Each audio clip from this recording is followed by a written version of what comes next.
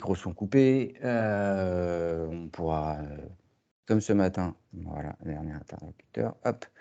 Donc, nous pourrons ouvrir les micros en fin de session si vous le souhaitez. Le chat reste bien sûr à votre disposition. Merci en tout cas d'être là pour cette deuxième session. On va essayer de se réveiller un peu parce que je sais qu'après le déjeuner, c'est toujours un peu dur, mais je compte sur Yann pour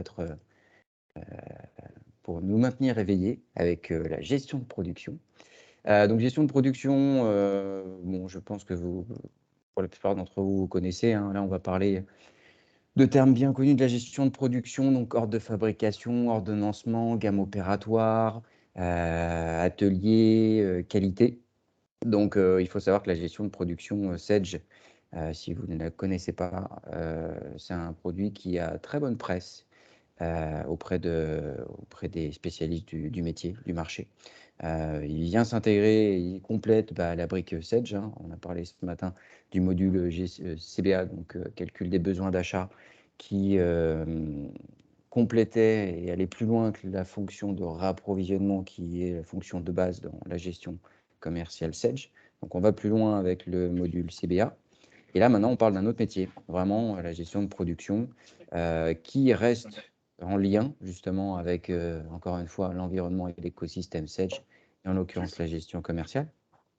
Voilà, donc le but, c'est de vous faire découvrir cette gestion de production. Et puis, encore une fois, le cas échéant, si vous voulez qu'on aille plus loin par la suite, démonstration un peu plus personnalisée, échange avec un avant-vente, bien évidemment, on restera à votre disposition dans un second temps. Là, on s'accorde, comme ce matin, je pense à peu près 40-45 minutes. Et puis, je vous ferai suivre comme je l'ai fait. Vous avez peut-être déjà dû recevoir le lien tout à l'heure, le replay du webinaire en fin de journée.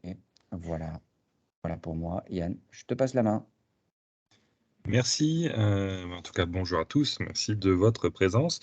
Donc là on va parler donc de l'offre Sedge 100 gestion de production, donc qui est en tout cas un complément à la partie gestion commerciale de l'offre Sedge 100.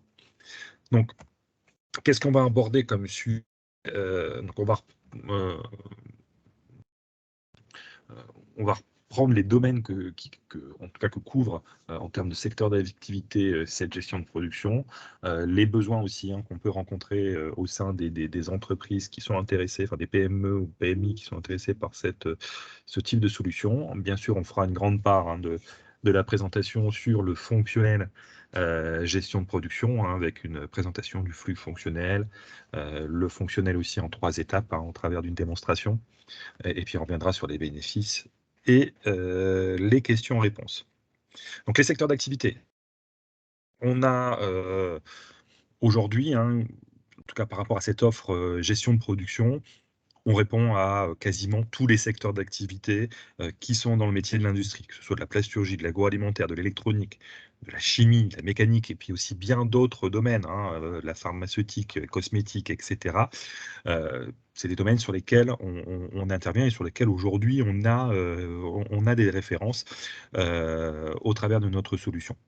Vous allez le comprendre tout à l'heure, pourquoi on a un panel aussi large de secteurs d'activité, parce qu'on a un spectre fonctionnel qui est large et qui permet d'apporter des réponses à chacun et chacune en termes de besoins. On parle de besoins, oui, on a, en tout cas cette solution gestion de production répond à des besoins quotidiens que peuvent avoir des PME industrielles. Notamment, si j'ai une petite liste, c'est pas exhaustif, mais c'est ce qu'on rencontre le plus, en tout cas dans ce qui nous est exprimé. Notamment, premier besoin, c'est améliorer les coûts de production. C'est le nerf de la guerre de beaucoup d'entreprises, que ce soit une entreprise une industrie qui fabrique, et bien sûr c'est ses coûts de production, mais si on prend une entreprise de négoce, c'est à peu près la même chose, c'est plutôt ses coûts d'achat qu'elle va regarder, et en tout cas son coût de revient. Donc de la même manière, une industrie va avoir besoin d'outils qui va lui permettre de pouvoir suivre tout ça et pouvoir éventuellement agir pour améliorer ses coûts de production. Autre point, et qui nous a demandé ça régulièrement, c'est suivre en temps réel la production. Bah oui, hein, au regard du premier point, si je veux connaître mes coûts de production, il faut que je puisse remonter un maximum d'informations liées à ma production pour pouvoir le calculer au plus juste, au plus près de la réalité. Et si je n'ai pas d'outils qui me permettent de suivre en temps réel cette production et de remonter ces informations le plus rapidement, bah, des fois c'est un peu compliqué de calculer vraiment au plus juste ce coût de production. Le troisième point, surveiller les stocks. Bah, c'est essentiel. C'est une composante du métier industriel, c'est-à-dire que quand je fabrique quelque chose, j'ai besoin, en tout cas des composants ou de la matière première pour pouvoir le fabriquer. Bah, si je ne les ai pas et je suis en rupture, je mets à mal toute ma chaîne de production, voire aussi la chaîne logistique derrière, puisque je n'arriverai pas à livrer dans les temps et dans les délais mes clients si je n'ai pas les stocks et que de ce fait, je mets en retard cette chaîne de production et cette chaîne logistique juste derrière. De la même manière, le quatrième point, performance des machines.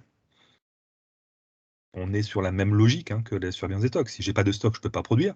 Donc ça devient compliqué. Mais et que mes machines sont toujours en panne, en tout cas les outils ou les machines que j'utilise sont toujours en panne, c'est compliqué aussi. Je vais pas arriver à faire les choses, en tout cas dans les temps, et surtout répondre à ce point qui est assez critique, c'est le délai que m'a fixé le client. Je dois le livrer à une certaine date. Si à chaque fois je mets en retard et je décale tout, ça va devenir compliqué. Et puis une attente aussi là, qui est assez universelle, en tout cas au niveau de la PME industrielle, c'est disposer d'un système de production agile. Donc un système de production qui sait s'adapter au process de l'entreprise. Puisqu'une entreprise, une PME industrielle a cet avantage, c'est qu'il y a une certaine flexibilité et cette flexibilité doit pouvoir aussi se ressentir au niveau de l'outil. Donc on va voir qu'au niveau, pardon, au niveau de Sedge 100 gestion de production, on va répondre à tous ces besoins, bien d'autres aussi, mais en tout cas à ces besoins.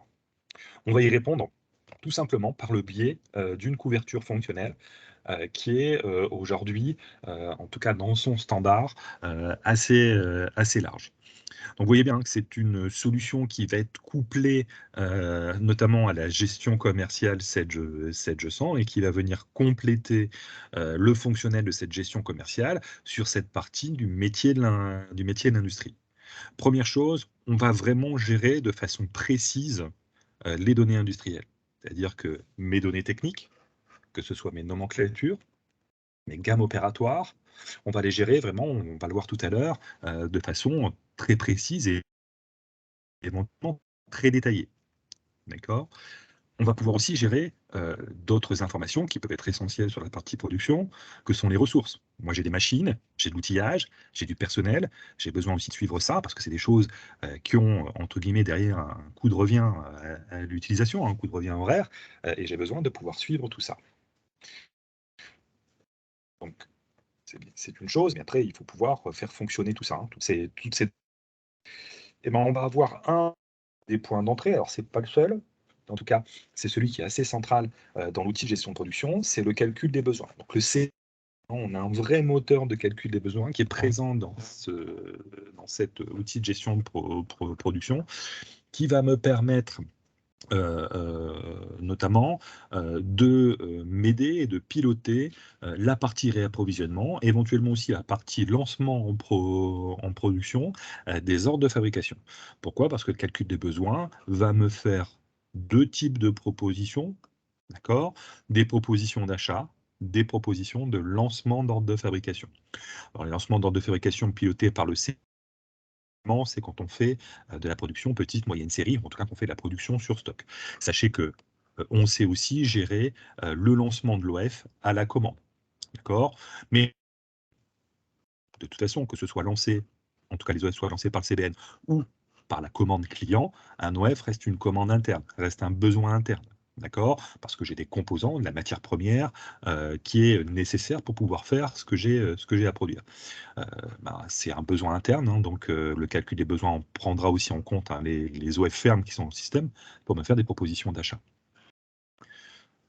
Dernière chose sur cette partie calcul des besoins, on va savoir gérer l'aspect aussi prévision de vente. D'accord? Donc cet aspect anticipation, pouvoir gérer dans les 12 mois prochains ce que je sur telle ou telle typologie d'article et de pouvoir anticiper mes achats, anticiper en production. D'accord? Donc ça aussi, ça peut être intéressant dans certaines activités, hein, qui sont régulières, saisonnières ou autres. Bien sûr, derrière, hein, c'est une aide au pilotage, hein, des réapprovisionnements, des lancements d'ordre de fabrication. C'est-à-dire qu'une proposition, c'est moi qui ai la main dessus, qui vais pouvoir demander, la valider et derrière générer le bon de commande fournisseur directement dans la gestion commerciale, sans ressaisie, gain de temps, sécurité de l'information. Idem pour les propositions d'OF, hein, je vais pouvoir les générer directement en ordre de fabrication dans mon système de gestion de production. Une fois que j'ai assuré cette planification des achats, j'ai aussi, en tout cas la création des ordres de fabrication, entre guillemets, j'ai tout ce qu'il faut pour produire. J'ai la matière, hein, puisque je l'ai achetée, elle va arriver. J'ai mes OF qui sont dans le système. Je vais pouvoir en produire. Alors peut-être qu'avant de produire, hein, il y a une étape qu'on peut faire avant, hein, c'est la planification. C'est-à-dire qu'on va pouvoir, par rapport à l'ensemble des OF et surtout par rapport qui m'est imposé par le client, hein, au niveau de sa commande, va venir planifier au mieux les différentes charges sur mes différents postes de charge ou machines, avec de l'ordonnancement, pour pouvoir, en tout cas, savoir ce que je dois faire, à quel moment, etc., etc. Yann, Une fois que j'ai planifié, oui. Yann, je te coupe juste une petite minute parce que c'est un peu assuré. De temps en temps, on te perd un Ah, petit peu. écoute, j'ai pas la possibilité de faire autrement. Je suis connecté sur le Wi-Fi, je suis à fond. Bon, bah écoute, On va essayer de parler plus fort peut-être.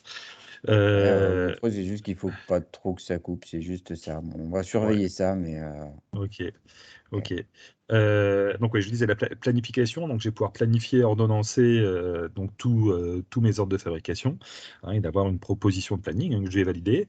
Et puis une fois que j'ai ce que je dois faire et dans quel ordre je dois le faire, je vais pouvoir produire, hein, donc faire ce que j'ai à faire au niveau de mes ordres de fabrication et dans l'ordre dans lequel je dois le faire. Mais une fois que je fais ça, j'ai besoin d'outils qui vont me permettre de suivre ma fabrication.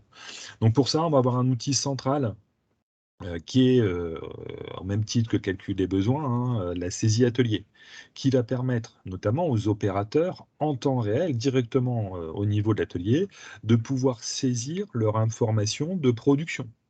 D'accord? Donc ils vont pouvoir saisir leur consommation de matière, de faire les entrées en stock de produits finis ou semi-finis, de gérer la sous-traitance, hein, donc les envois retour de sous-traitance, de faire le suivi des temps, hein, donc si bien les temps de machine, main-d'œuvre, hein. Pourquoi c'est important tout ça? Parce que ces informations, plus je les ai rapidement, plus j'ai une vision claire du coût de revient réel de ce que j'ai fabriqué. D'accord? Hein, et derrière, avec toutes ces informations, je vais pouvoir aussi aller jusqu'à faire des bilans d'ordre de fabrication, hein. Donc une synthèse globale de ce qui était fait sur un OF, en voyant ce qui était prévu, ce qui a été réalisé, etc. Donc ça, ce que je viens de vous décrire, hein, ici en vert, c'est le standard de la gestion de production. C'est-à-dire que pour faire tout ce que je vous ai montré, on n'a pas besoin de rajouter d'options. C'est en standard, hein. Dès qu'on a la partie, je dirais, gestion de production, tout ce fonctionnel que vous voyez ici en vert, c'est dans le standard. Après, bien sûr, aussi vous accompagner pour aller plus loin avec des options, hein, notamment qui est PIC, PDP, hein, le plan industriel et commercial, le plan directeur de production, hein, c'est de la prévision long terme, hein, plutôt en chiffre d'affaires sur des familles de produits et plutôt des prévisions à 4-5 ans, hein, qui va me permettre notamment de calculer un PDP pour savoir si mon outil de production est en capacité de répondre à cette ambition commerciale. On a le deviseur technique, qui est un outil qui va me permettre en tout cas d'utiliser le référentiel de données techniques pour le retravailler, notamment pour faire un produit qui existe déjà peut-être en catalogue, mais que je viens modifier, sur lequel je viens peut-être rajouter des options pour calculer un nouveau coût de revient théorique et pouvoir, avec une marge commerciale, faire une proposition de prix à un client. L'avantage, c'est que si le client valide cette proposition de prix, on est connecté à la gestion commerciale, donc on va créer le vrai devis commercial, on va avoir le référentiel de données techniques qui va se mettre à jour et je vais pouvoir produire ce nouveau produit que voilà, j'ai réalisé par rapport à une demande client. Je vais aussi avoir, notamment pour la partie planification, une option qui s'appelle MRP2. Donc, qui va permettre notamment sur la partie planning de production, d'accord, de pouvoir automatiser un certain nombre de choses liées à des de planification production. D'accord? Donc, notamment, je vais pouvoir gérer les contraintes de charge, les contraintes de matière, les contraintes d'outillage. C'est-à-dire que le planning sera optimisé, par exemple, par rapport à des contraintes de matière. Il n'ira pas me planifier une opération qui consomme telle matière à un moment où je n'ai pas la matière à disposition. Il la mettra au bon moment, au moment où j'aurai la matière à disposition. On a aussi tout ce qui est GMAO, donc tout ce qui est maintenance du parc machine, d'accord? Donc tout ce qui est maintenance préventive et curative, tout ce qui est aussi contrôle qualité, non-conformité. Donc c'est une option qui permet de gérer tout ce qui est gamme de contrôle au niveau de la production. Bien sûr, de façon transversale, on va avoir un outil d'analyse décisionnelle qui s'appelle Sage BI Reporting, qui va me permettre d'avoir accès à l'ensemble des données. C'est-à-dire que si j'ai la suite, ici Sage 100 entreprise industrie, donc avec la compta, la gestion commerciale, la gestion de production, je vais pouvoir avoir un accès à l'ensemble de ces données, aussi bien les données financières que les données de gestion commerciale, que les données de production. OK ? Donc voilà en tout cas pour le flux en théorie de l'outil. Là, ce qu'on va faire, c'est qu'on va passer dans le fonctionnel. Et ce fonctionnel, moi, je l'ai découpé en 3 étapes, notamment qui sont assez universelles dans toutes les industries. J'ai besoin de préparer les choses. Il y a mes données techniques, mon calcul des besoins pour les réappros, la planification, c'est de la préparation. D'accord? Et je dirais, ça, c'est entre guillemets, toute industrie est à peu près dans cette logique-là. Je vais aussi, après, une fois que tout ça est fait, réaliser les choses. Donc, je vais fabriquer. Donc, je vais avoir besoin de suivre, faire la suivi atelier, la sous-traitance, la traçabilité. Aujourd'hui, j'ai besoin d'analyser. Donc, j'ai besoin de superviseur, tableau de bord, Sage BI Reporting, par exemple. J'ai repris ici, donc on va passer sur 3 écrans, mais en même temps, on va aller dans la démonstration de l'outil, notamment donc cette partie préparée. Dans cette partie préparée, on a un certain nombre de besoins, et en face de ces besoins, nous, on a des règles qui vont vous apporter des bénéfices. Premier besoin, c'est maîtriser les données techniques. Or, oui, les données techniques, maîtrise bien, qu'est-ce que ça va nous apporter? C'est une maîtrise du savoir-faire de l'entreprise. Comment on va les gérer aujourd'hui? Alors hop, je vais essayer de prendre ce qu'il me faut. Hop. Hop. Je vais me mettre ici, donc je vais démarrer ma gestion de production. Alors comment on va gérer cette partie-là? Attendez à faire démarrer.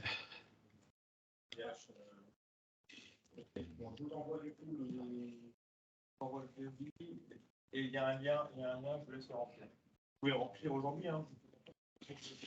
Donc, je vais pouvoir les gérer parce que je vais retrouver, notamment puisque cette solution se connecte directement à la gestion commerciale, donc je vais retrouver l'ensemble des articles de ma gestion commerciale. D'accord? Donc ici, j'ai l'ensemble des articles. Dans ces articles, je peux les regrouper ici par typologie, par exemple.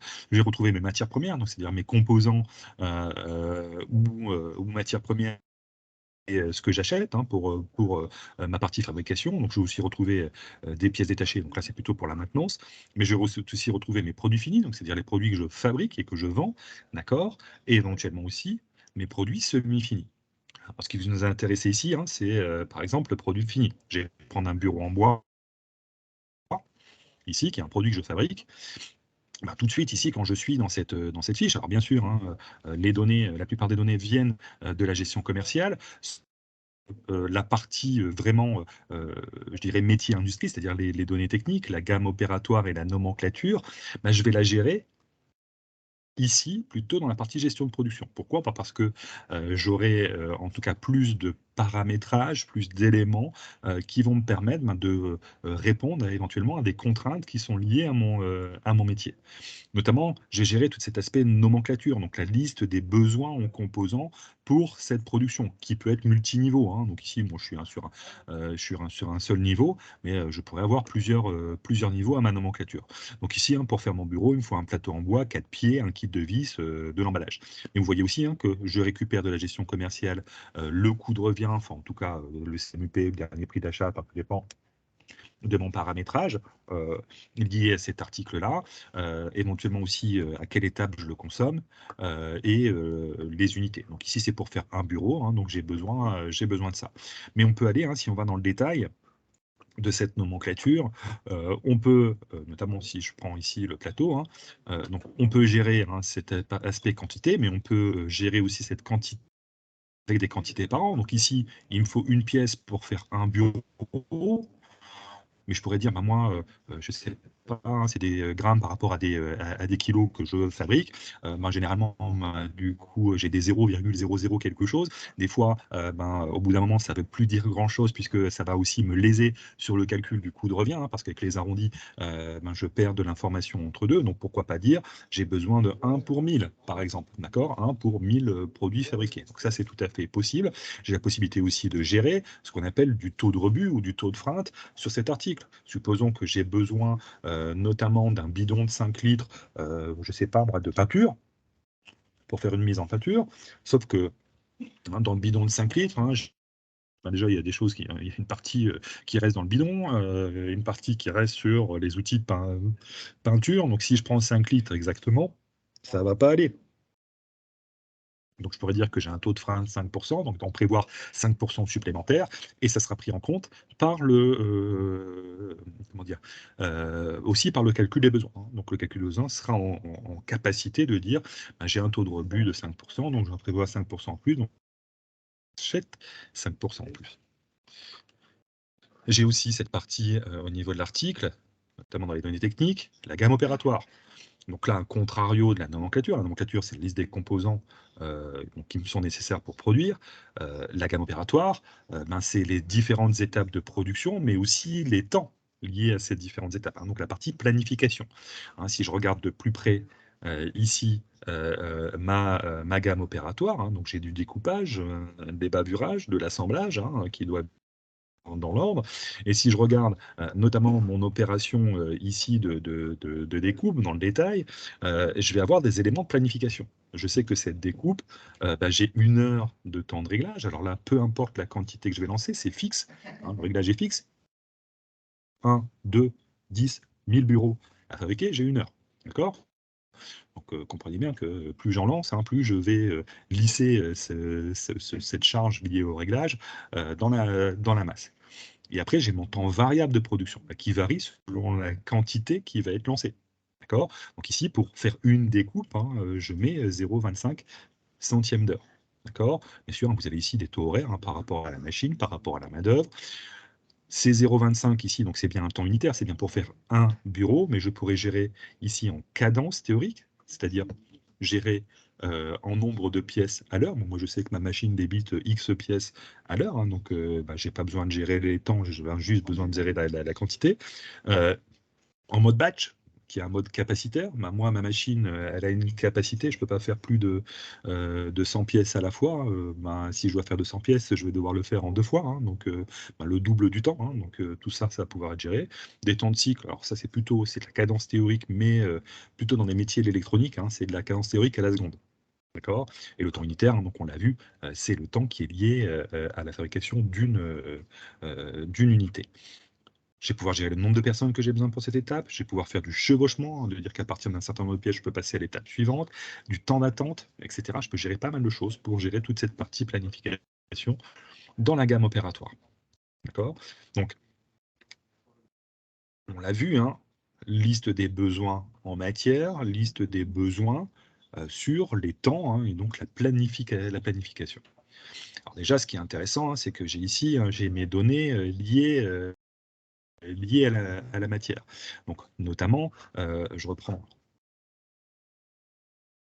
C'est compliqué, si ça s'affiche à chaque fois. Voilà. Donc, si je reprends ici ma partie préparée, hein, donc moi, je vais pouvoir aussi anticiper par la partie prévision.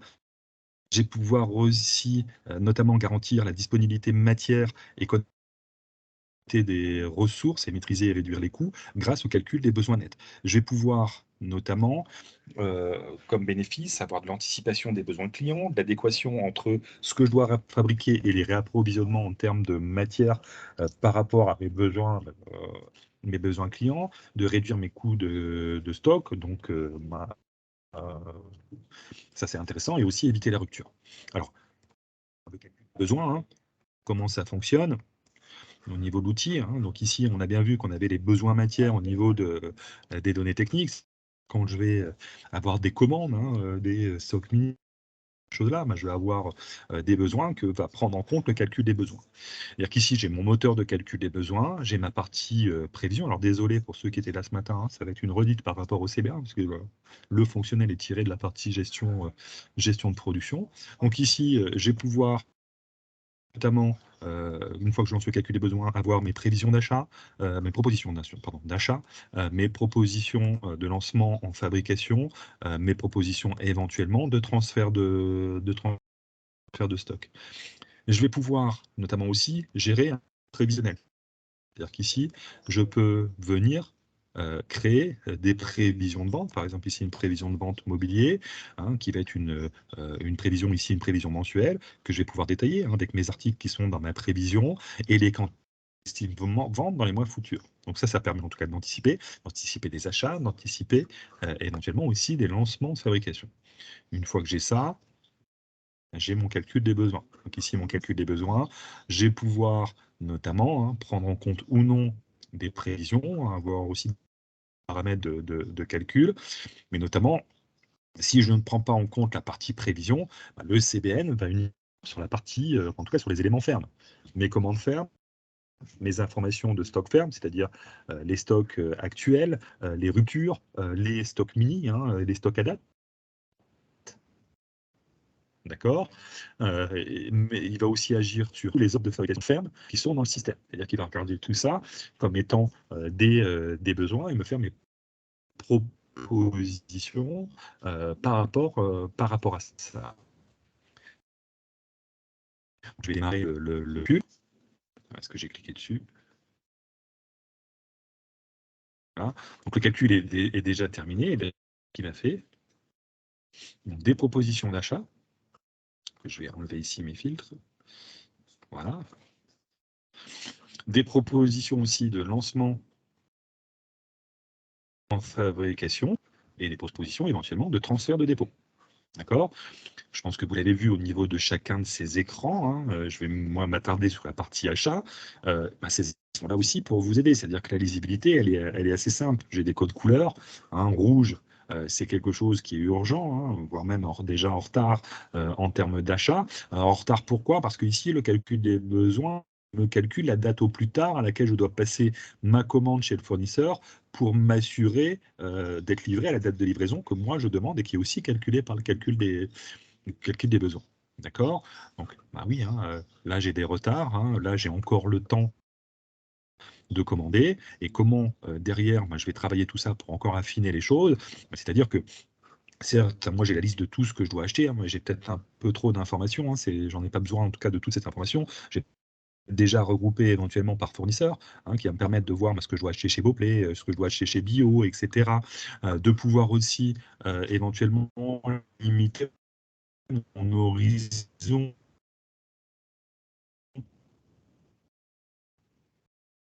par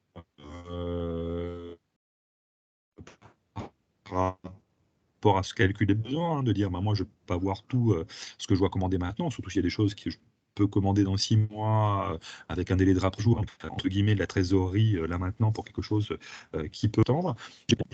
Ici, hop, donc, pardon, limiter mon horizon et dire je vais regarder ce que je dois uniquement acheter cette semaine. Donc vous voyez ici, j'ai limité ma liste, d'accord, hein, sur uniquement ce que je dois acheter cette semaine. Alors, bien sûr, hein, je vais avoir essentiellement du rouge, hein, parce que je dois d'abord gérer les urgences, mais je vois ce que je dois acheter chez Boplay, je vois ce que je dois acheter chez Bio, etc. Une fois que j'ai ça, je pourrais, entre guillemets, hein, c'est une liste de courses, hein, je peux valider ces différentes choses. Mais il y a des fois, j'ai peut-être besoin de comprendre pourquoi il me fait cette proposition. Ici, il me dit, bah, tu dois recommander ici 10 plats 50-10.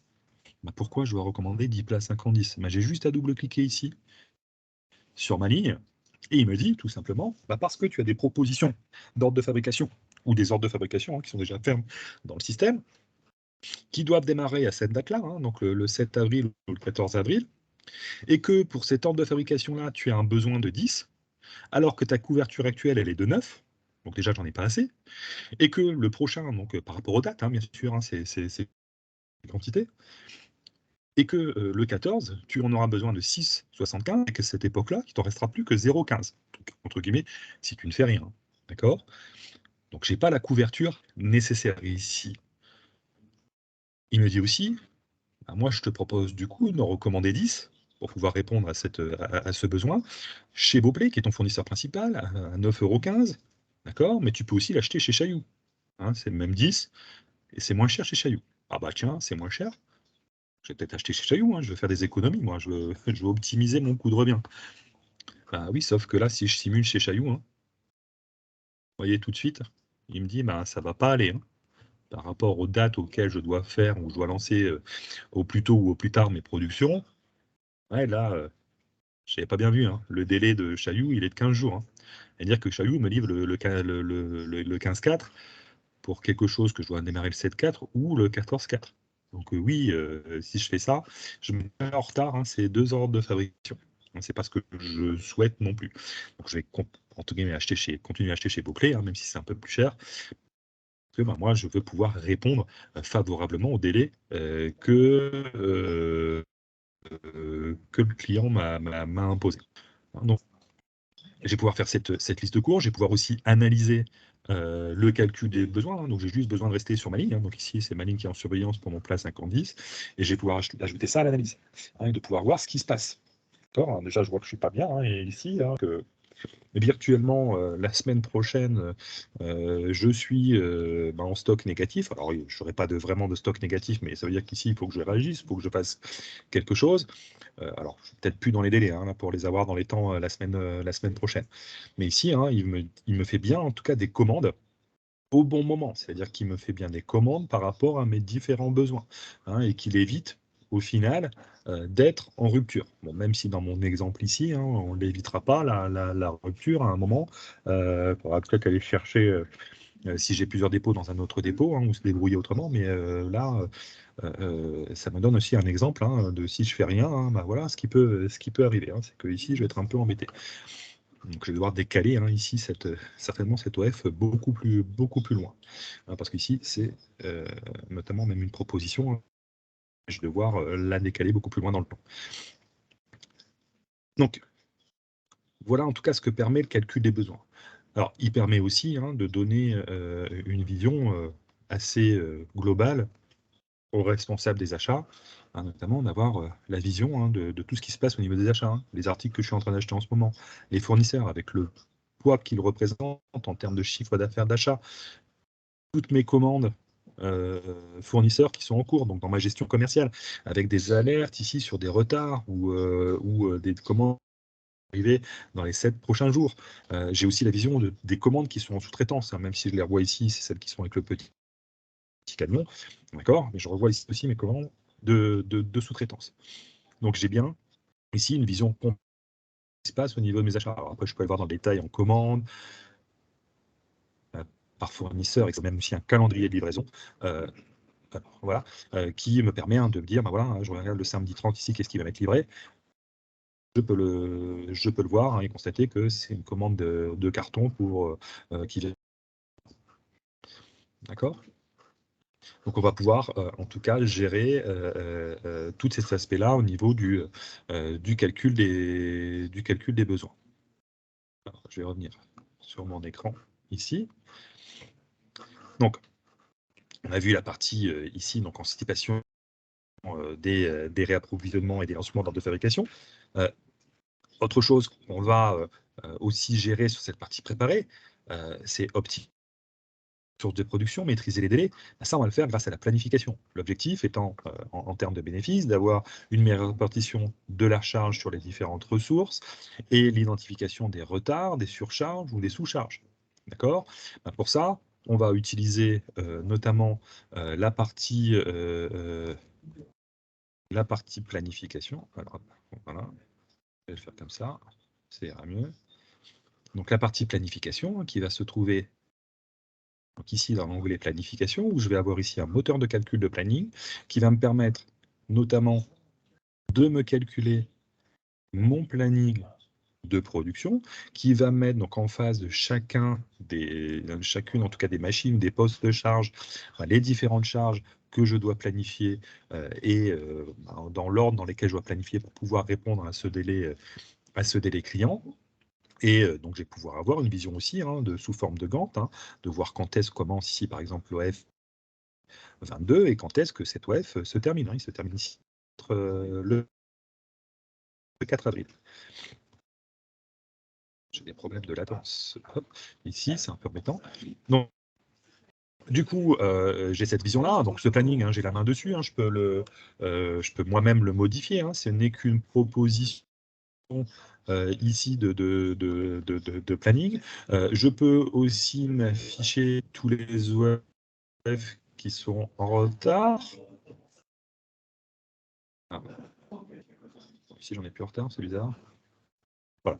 Donc ici, j'ai affiché, donc j'ai l'OF 21 qui est un OF qui est en retard.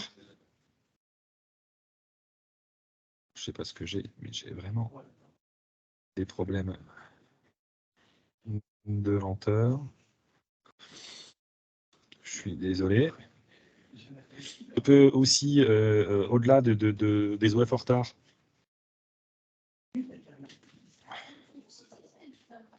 je ne vais pas y arriver.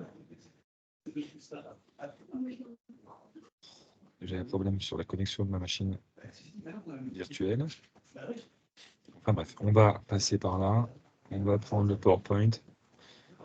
Donc cette partie planification, donc vous avez vu le Gantt, je peux m'afficher donc ce planning, je peux aussi après, une fois que le planning va être calculé, m'afficher notamment des informations, des analyses, donc la charge versus la capacité, pouvoir aussi m'afficher des analyses permettant de voir les goulots d'étranglement par rapport à différentes typologies de planification.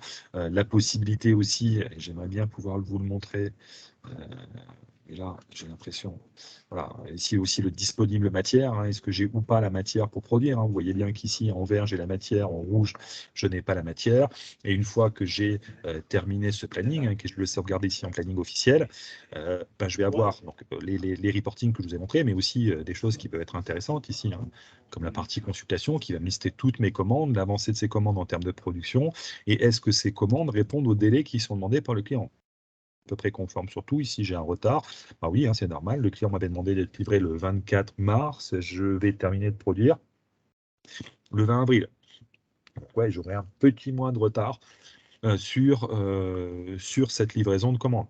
Donc, après, j'ai des petits tableaux de bord, mes avances, retards en heures, en coûts, etc. Mon taux de service, sur les 11 commandes que j'ai, j'en ai 10 qui sont livrables dans les temps, une à plus de 4 semaines à 4 semaines de retard, pardon, pas plus. OK. Et bien ici, aussi du reporting qui me permettent de suivre et de valider cette planification. Donc, je reviens sur mon PowerPoint. J'ai aussi de la partie gérer les outils de production. Oui, j'ai une GMAO, notamment sur l'aspect préventif dans cette partie préparée, pour éviter les pannes, améliorer la durée de vie de mes machines, avoir une production de meilleure qualité, respecter aussi les délais, parce que si mes machines sont en panne, j'aurais peut-être un peu plus de mal à respecter ces délais. Après, une fois que tout ça est prêt, c'est-à-dire que j'ai fait mes achats, j'ai mon planning qui est prêt, etc. Comme j'ai dit tout à l'heure, je vais produire, donc je vais réaliser les choses. Donc je vais avoir des besoins, donc de suivre et maîtriser les en cours, garantir la qualité de production, respecter les délais, réduire les rebuts. Tout ça, on va l'avoir aussi, on va avoir des réponses au travers de la partie fonctionnelle. Déjà, je vais avoir du suivi de fabrication, c'est-à-dire que je vais pouvoir notamment, vers d'un certain nombre d'états qui vous sont fournis en standard, pouvoir suivre ma fabrication, hein. Donc les analyses de fabrication, la production par atelier, d'encours, et puis vous en avez un certain nombre qui sont disponibles en standard dans la solution. Mais pour pouvoir obtenir ces informations, il faut que je remonte de la donnée. Et pour ça, on a un module de saisie atelier qui va permettre notamment de la simplicité de la saisie pour les opérateurs, du gain de temps dans la transmission d'informations, puisque c'est du quasi-temps réel, moins de papier, hein, puisque je vais saisir directement sur des écrans, et une grande souplesse en termes de paramétrage.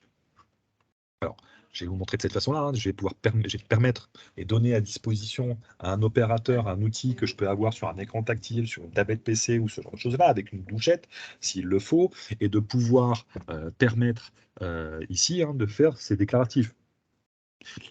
Déclaratifs de production, déclaratifs de consommation au niveau du stock, déclaratif au niveau des aléas et des arrêts machines, de la maintenance, aussi de la partie qualité, etc.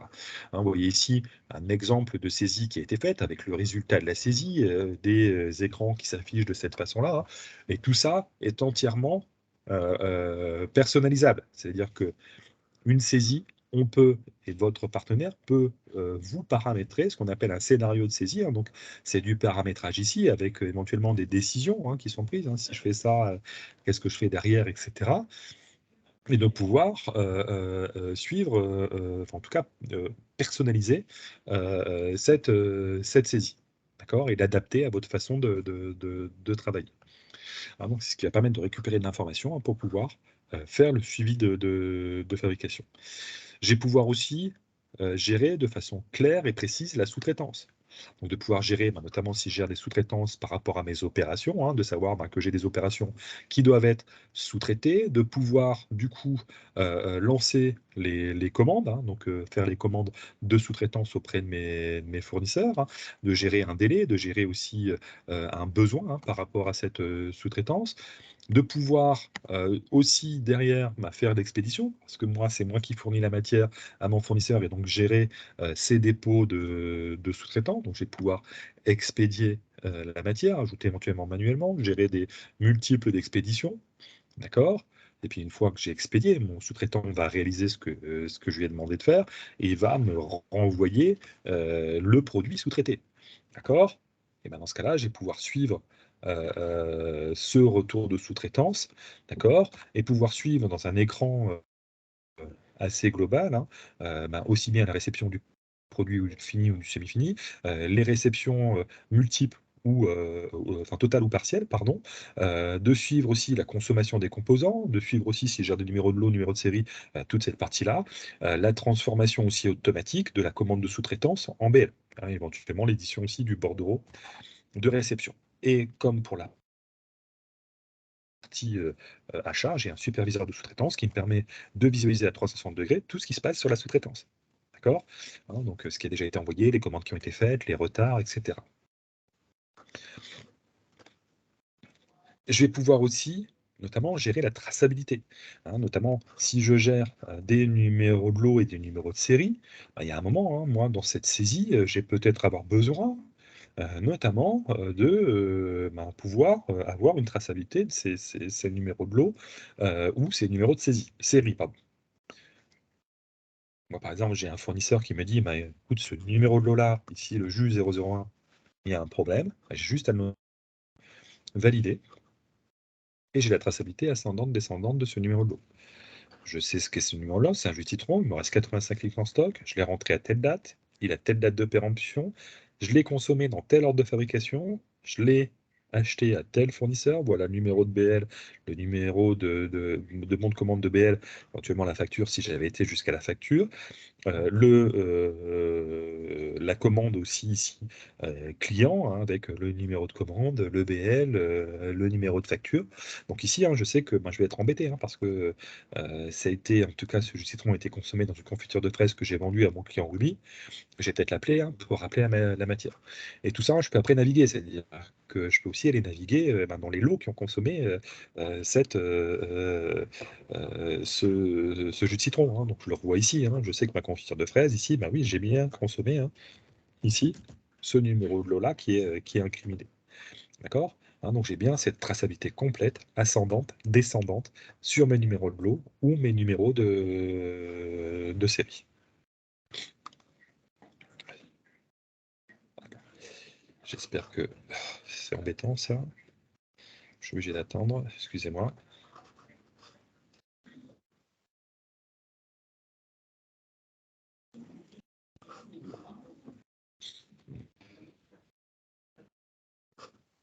C'est pour ça qu'on perd un peu de temps en temps, du coup, il y a des micro-coupures. Ouais. Hop, donc je reviens ici. Voilà. Donc on a aussi la partie maintenance, mais plutôt liée à l'aspect curatif, hein, parce que bah oui, certes, même si je fais bien la maintenance de mes machines de façon préventive, qu'elles sont révisées au bon moment, etc., bah, il y a des fois, il y a quand même des pannes, hein, donc je dois intervenir le plus rapidement possible, hein. Donc c'est cet aspect curatif qui permet d'avoir la vision des interventions maintenant, de les détacher, etc. J'ai pouvoir aussi la gestion de la qualité avec la sécurisation des processus de fabrication, l'amélioration continue du processus. Dernière phase, qui est cette phase analysée. Donc cette phase analysée, je ne vais pas passer beaucoup de temps dessus, que vous voulez tout au long de la présentation et de la démonstration. Déjà, sur l'ensemble du fonctionnel, sur CBN, la planification, le suivi de fabrication, etc. Vous avez vu, j'ai déjà du reporting native dans la solution. Que ce soit des tableaux de bord graphiques, que ce soit des éditions qui me permettent de suivre tout ça. J'ai déjà pas mal de choses. Bon, et des fois, on a besoin d'aller plus loin. Formation ou afficher les choses un peu autrement que ce que propose Sage dans ses propositions standards. Et dans ce cas-là, on va pouvoir aller plus loin avec la partie BI reporting, notamment avec Excel, en proposant la possibilité d'accéder à ces données de production et de faire vos propres tableaux de bord. Donc ici, ce sont des exemples de tableaux de bord standards qu'on propose, avec notamment ici un bilan d'OF beaucoup plus détaillé, avec etc. Une analyse ici des ruptures, aussi sur les achats que les OF, etc. etc. Hein, donc tout ça est déjà à disposition, en tout cas avec Sage BI Reporting dans les états standards. Mais ça vous permet aussi de faire. Donc voilà pour cette partie présentation. Donc, les bénéfices, en tout cas c'est des retours que nous font aujourd'hui nos clients, hein. Réduction des coûts de production, diminution de vos stocks, ça c'est grâce au calcul des besoins, baisse des temps de réponse. Ben oui, hein, si je planifie bien, si j'ai pas de problème de machine, etc., si j'ai bien acheté ce qu'il fallait au bon moment, bah oui, hein, je peux répondre quasiment de façon, je dirais, au délai qui me sont imposés par les clients. Je passe plus de temps à réaliser faire des tableaux de bord, hein, puisque j'en ai déjà pas mal dans la solution. Réduction des arrêts de production grâce à la partie GMAO, identification des non-conformités en amont avec la partie qualité. D'accord? Donc voilà le bénéfice que peut vous apporter ce type de solution. On est arrivé à la fin de cette présentation. Voilà, on est à votre écoute pour vos questions et éventuellement vous amener les réponses. En tout cas, merci encore une fois, Yann, pour la présentation. Alors, désolé pour les coupures qu'on a pu avoir de temps en temps. J'espère que vous avez pu quand même avoir une bonne vision globale de la solution. En fait, je pense que tu as fait exprès, Yann, Non, mais pour qu'on puisse, venir vous voir directement et vous faire une démonstration personnalisée. C'est pour ça, je pense. Oui, j'y ai pensé. Bah oui, je vois ça. Non, ben, pour le moment, comme ce matin, je ne vois pas plus de questions. Donc, je pense que la présentation a été, clair. voilà, je pense que ça a été clair.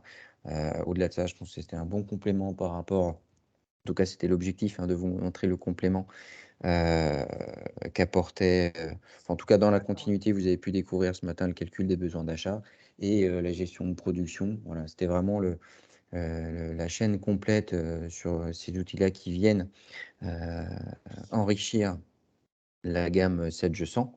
Voilà, donc écoutez, on a tenu les délais. Si vous n'avez pas d'autres questions, bah, écoutez, je ne vais pas vous retenir plus longtemps.